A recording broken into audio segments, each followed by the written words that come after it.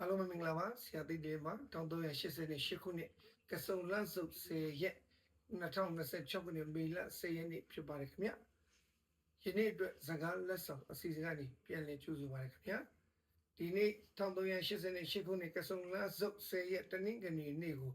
မွေးဖွားတဲ့သူတွေရဲ့ကံကြမ္မာနဲ့ဒီနေ့ဒီလဒီရက်မှာ9ရက်သားသမီးတွေအတွက်ကောင်းကင်မှာဖြစ်ပေါ်နေသောဂျိုသွားဂျိုလာတွေရဲ့ဇာတိအယဖြစ်တဲ့သဘောတဘာဝလေးတွေနဲ့ဖြစ်နိုင်ခြေအရှိဆုံးသောကံကြမ္မာကိုပြောပြပြီးတော့မှာဖြစ်ပါတယ်။ဒီနေ့ဒီလဒီရက်ကစုံလန်းစုပ်10ရက်တနင်္ဂနွေနေ့မှာမွေးဖွားတဲ့ပုဂ္ဂိုလ်တွေဟာမနက်6နာရီကနေညနေ3:45အတွင်းမွေးဖွားခဲ့မယ်ဆိုရင်တော့ကံအကျိုးပေးအထူးကောင်းပြီးတော့ရာဇဘွားဖြစ်ပါလိမ့်မယ်။ ID နည်းပညာခေတ်ပေါ်နည်းပညာတွေကိုကျွမ်းကျင်တက်မြောက်ပြီးတော့အဲ့ဒီပညာရက်တွေနဲ့အတ္တမူဝဲကြောင့်ပြုမဲ့သူလည်းဖြစ်ပါသေးတယ်။နောက်တစ်ခုဒုတိယချက်အနေနဲ့ဒီနေ့ဒီလဒီရက်မှာရက်ကာလအဖြစ်ကောင်းမှုကုသိုလ်နဲ့ပတ်သက်တဲ့ကိစ္စဝိစာတွေစာချုပ်စာတမ်းနဲ့ပတ်သက်တဲ့ကိစ္စတွေစပယ်ဆိုင်အလှပြင်ဆိုင်နဲ့ပတ်သက်တဲ့လုပ်ငန်းတွေစတင်ဆောင်ရွက်ရမှာအထူးကောင်းပါပါတယ်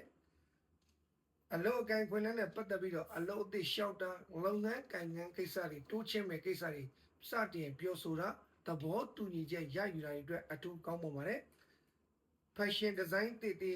ဆွဲတာ fashion show တွေလောက်တာငွေကြေးနဲ့ပတ်သက်တဲ့ကိစ္စဝိစာတွေဆောင်ရွက်တာ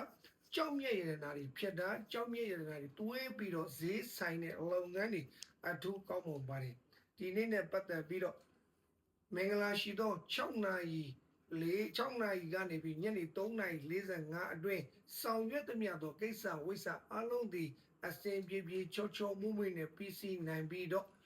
4နာရီနောက်ပိုင်းကနေညနေ6:45အမောင်ကာလအတွင်းမှာပြုလုပ်တဲ့အရာတွေဝေးဖွားခဲ့မယ်ဆိုရင်တော့အစဉ်ပြေဖို့တော်ကိုခက်ခဲတဲ့ကာလလေးလည်းဖြစ်ပါတယ်